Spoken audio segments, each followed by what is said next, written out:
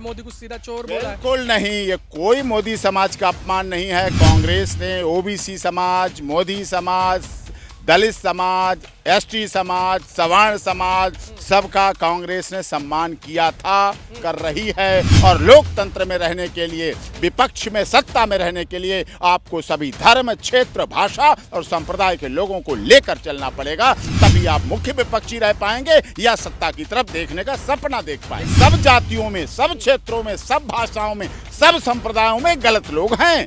सभी का खून शामिल यहाँ की मिट्टी में, किसी के बाप का हिंदुस्तान नहीं है। आप क्या आशा करते हैं मोदी जी राहुल गांधी की तारीफ करें, उनकी कसीदे पढ़ें, मोदी जी राहुल की तारीफ में कविता बनाएं, वो कविता सदन में बोलें? वो तो नहीं बोलेंगे साहब। वो तो अपने आरएसएस के लिए बोलेंगे, हिंदुत्व के लिए बोलेंगे। तो उनका मुद्दा है, उनका एजेंडा है, उसके लिए बोलेंगे। अपने एजेंडे पर ही तो रहेंगे। 14 से पहले देश नहीं चल रहा था। 14 से पहले सुप्रीम कोर्ट नहीं थी।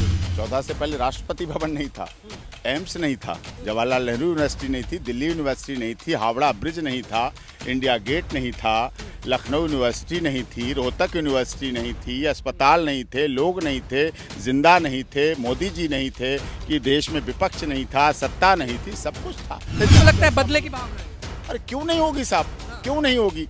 एक तरफ लोग कहते हैं मोदी की कब्र खोदो, एक तरफ कहते हैं मोदी का ये कर दो, मोदी कब मरेगा, मोदी गाली प्रूफ हो गया। देश के प्रधानमंत्री कहना पड़ रहा मैं तो गाली प्रूफ हूँ।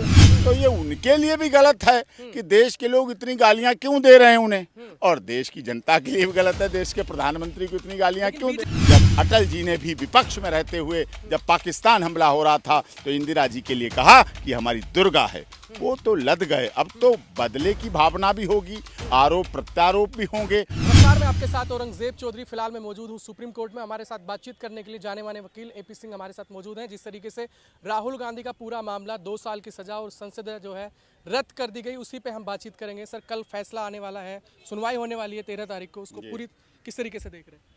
नहीं, अच्छी बात है। जो काम उन्होंने बाद में किया वो उसी दिन करना चाहिए था। मैं तो यही कहूँगा कि लीगल टीम कमज़ोर थी। जो काम उन्होंने बाद में किया वो पहले ही कर लेते उसी समय, तो राहुल गांधी की सदस्यता भी बची रहती, कोठी भी बची रहती, वायनाड का ऑफिस भी बचा रहता, बिजली का कनेक्शन भी रिस्टोर नहीं कराना पड़ता, वो भी बचा रहता। वो लीगल टीम कमज़ोर थी, जिसकी वजह से, क्योंकि देखिए हमारे भारत का संविधान और सीआरपीसी बड़ी क्लियर है, बहुत बड़ी साफ दृष्टि सी है।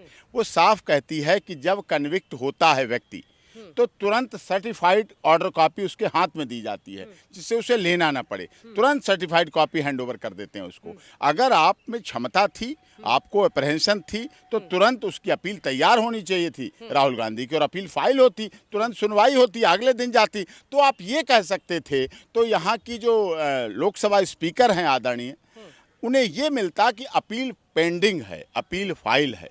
अब अपील पेंडिंग नहीं थी, अपील फाइल नहीं थी, तो उनके लिए एक आसरा मिल गया, एक रास्ता। इतनी जल्दी फैसला सुनाना, फिर उसके बाद जो है आवाज़ खाली कराने का नोटिस दे देना। देखिए, सत्ता पक्ष तो है, जो सत्ता में है वो विपक्ष को कैसे करेगा, विपक्ष को सराहेगा क्या? वो जमाने साहब भारत में अब लद गए।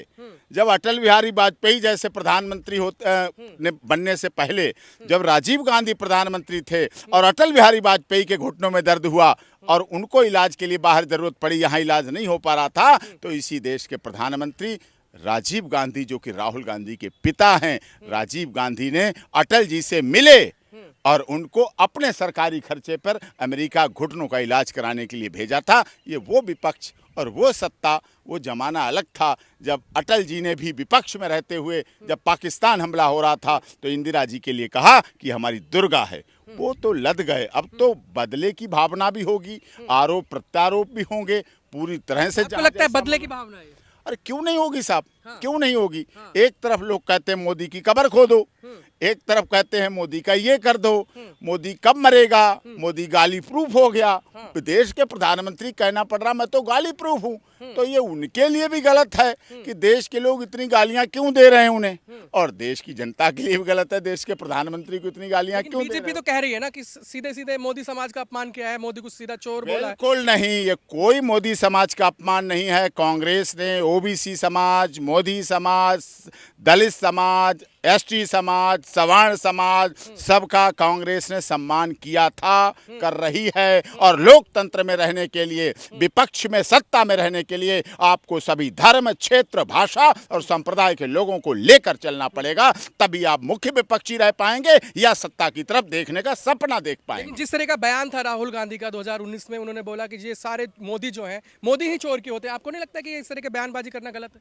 नहीं, उन्होंने मोदी जाति के लिए नहीं बोला। उन्होंने जो बोला कि नीरव मोदी के लिए बोला, उन्होंने नीरव मोदी के लिए, जितने फ्रॉड के केस में मोदी जुड़े हुए हैं, देखिए कोई जाति गलत नहीं होती है, कोई क्षेत्र गलत नहीं होता है, कोई भाषा गलत नहीं होती है, कोई संप्रदाय गलत नहीं होता है, कोई रंग रूप गलत नहीं होता है, लेकिन सब जातियों में, सब क्षेत्रों में, सब भाषाओं में, सब संप्रदायों में गलत लोग हैं, गलत भी हैं वहाँ।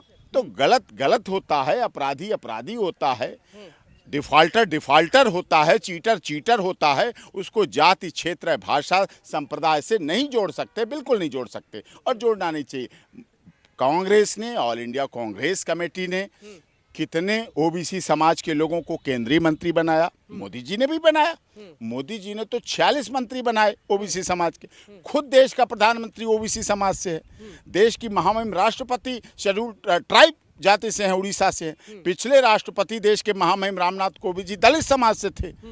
प्रतिभा देवी सिंह पाटिल राजपूत समाज से थी। डॉक्टर शंकर दयाल शर्मा जी ब्राह्मण समाज से थे। तो सभी समाजों का, सभी का खून शामिल यहाँ की मिट्टी में, सभी का खून शामिल यहाँ की मिट्टी में, किसी के बाप का हिंदुस्तान नहीं है। लेकिन वो तो कहते हैं कि कहीं ना कहीं जो है कांग्रेस ने है जाति का अपमान करते हैं, और जिस तरीके से लगातार राहुल गांधी पे भी अपमान के। आप क्या आशा करते हैं मोदी जी राहुल गांधी की तारीफ करें, उनकी कसीदे पढ़ें, मोदी जी राहुल की तारीफ में कविता बनाएं, वो कविता सदन में बोलें? वो तो नहीं बोलेंगे साहब। वो तो अपने आरएसएस के लिए बोलेंगे, हिंदुत्व के लिए बोलेंगे। वो तो उनका मुद्दा है, उनका एजेंडा है, उसके लिए बोलेंगे, अपने एजेंडे पर ही तो रहेंगे। वो कैसे हट पाएंगे? वो नहीं हटेंगे, हटना भी नहीं चाहिए उन्हें। लेकिन राहुल गांधी जी सारे समाज को लेके चले हैं, सब धर्मों को लेके चले हैं, सब जातियों को लेके चले हैं, सब चीज़ों को लेके समय समय पर चले हैं। त्यागी, तपस्वी, बलिदानी परिवार से हैं राहुल गांधी। उनके त्याग को, उनकी त्याग के परिवार को, राजीव गांधी की नृशंस हत्या को, इंदिरा जी की नृशंस हत्या को ये देश भुला नहीं सकता है। वो देश की ऐसी प्रधानमंत्री रहीं जिन्होंने कहा कि मेरे देश का एक एक कतरा, मेरे खून का एक एक कतरा, मेरे खून का एक एक कतरा इस देश की एकता, अखंडता को मजबूती देगा। ये उनके आखिरी। लेकिन जिस कांग्रेस की आप बात कर रहे हैं, वही कांग्रेस को बीजेपी कहती है कि इसने देश को लूटा है 70 साल। हम तो 2014 के बाद से सारी चीज़ों को सही कर रहे हैं। नहीं, तो 14 से पहले देश नहीं चल रहा था। 14 से पहले सुप्रीम कोर्ट नहीं थी। 14 से पहले राष्ट्रपति भवन नहीं था, एम्स नहीं था, जवाहरलाल नेहरू यूनिवर्सिटी नहीं थी, दिल्ली यूनिवर्सिटी नहीं थी, हावड़ा ब्रिज नहीं था, इंडिया गेट नहीं था, लखनऊ यूनिवर्सिटी नहीं थी, रोहतक यूनिवर्सिटी नहीं थी, अस्पताल नहीं थे, लोग नहीं थे, जिंदा नहीं थे, मोदी जी नहीं थे, कि देश में विपक्ष नहीं था, सत्ता नहीं थी, सब कुछ था। अब वो बीजेपी कहती है ना असली विकास 14 के बाद असली अरे विकास। साहब, अपने बेटे को सब लोग सुंदर कहते हैं, कहते हैं ना, तो फिर अपने को तो सब कहेंगे अच्छा, मेरा अच्छा है, मेरा घर अच्छा, मेरी गाड़ी अच्छी, मेरे कपड़े अच्छे, मेरा फ़ोन अच्छा, मेरा सब कुछ अच्छा है, सब अपनी पार्टी अच्छी है, मेरे पार्टी के लोग अच्छे हैं। जब वही कांग्रेस के लोग, मैं बड़ी बात कह रहा हूँ, जब वही माधवराव सिंधिया कांग्रेस के भाजपा में आते हैं तो वो अच्छे हो जाते हैं। वही जितिन प्रसाद जितेंद्र जी के सुपुत्र कांग्रेस से भारतीय जनता पार्टी में आते हैं तो वो अच्छे हो जाते हैं। वही कर्नाटक के नेता जो कांग्रेस में होते हैं वो भारतीय जनता पार्टी में आते हैं तो वो अच्छे हो जाते हैं। इसका क्या मतलब? कोई भारतीय जनता पार्टी ऐसी वैतरणी तो नहीं है कि उसमें गंगा में डुबकी लगाओ और आप सही हो जाएंगे। पार्टी है, राजनीतिक दल की पार्टी है, अपना व्यक्तित्व है। उन्होंने 2 सीटों से 200 पे आए हैं, 2 सीटों से 200 पे आए हैं। राम मंदिर मुद्दा उनका रहा, आडवाणी जी की यात्रा रही, मेहनत रही है। अब आडवाणी जी भी कह रहे हैं ना 2000, अमित शाह कह रहे हैं 2050 तक बीजेपी कहीं नहीं जाएगी लगातार। तो गृह मंत्री जी कह रहे हैं तो कुछ तो वजन होगा बात में, चाणक्य कुछ कहा जाता है। कुछ तो चाणक्य हैं कहा जाता है।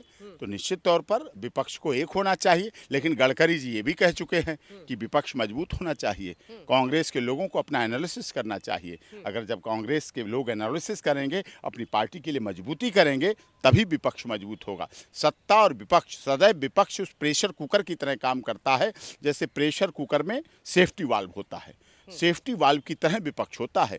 जब भी कुकर फटने को होगा तो सेफ्टी वाल्व हट जाएगा। सूरज की रोशनी की तरह होता है विपक्ष। चलिए, आखिर में क्या लग रहा है कि जो राहुल गांधी की संसद है वो वापिस होगी?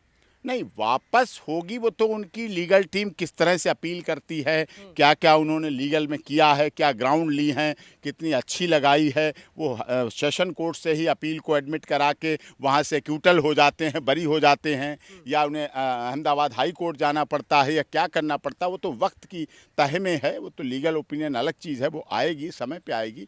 लेकिन निश्चित तौर पर राहुल गांधी ने जो कन्याकुमारी से कश्मीर तक की यात्रा की, देश को जोड़ने का काम किया, जो यात्रा की, देश जुड़ा नहीं जुड़ा मुझे नहीं पता, मैं कोई गृह मंत्री नहीं हूं और विपक्षी दल नहीं हूं, किसी पार्टी में नहीं हूं, लेकिन लोगों के साथ राहुल गांधी जुड़े तो लोग भी राहुल गांधी के साथ भारी मात्रा में जुड़े, उनका साथ दिया, उनका सहयोग दिया। एक मुख्य विपक्षी के रूप में राहुल गांधी आगे बढ़े और आगे बढ़ें, ऐसा होना चाहिए विपक्ष को। सत्ता में भी तभी है जब विपक्ष मजबूत रहे, तभी उनको कहते ना, निंदक नियरे राखी आंगन कुटी छवाए। ये कहावत है कि निंदक जो है उसको अपने आंगन में रखो, उसको कुटी छवाओ, उसका मकान बनवाओ, उसको खिलाओ पिलाओ। जब भी कोई बात आप पे आने से होगी तो वो आलोचना पहले आपकी कर देगा, आप अपने में सुधार ले आइए, आप अपने में बदलाव ले आइए, आप अपने में परिवर्तन लाइए, आप महान हो जाएंगे, निखर जाएंगे। कोई तो आदमी निखर जाता है जब उस पर आपत्ति पड़ती है, कोई बिखर जाता है, लेकिन कोई निखर जाता है। राहुल गांधी इस सूरत प्रकरण से और भारत जोड़ो यात्रा से निखरे हैं। निश्चित तौर पर उनका भविष्य आगे भी बढ़ेगा।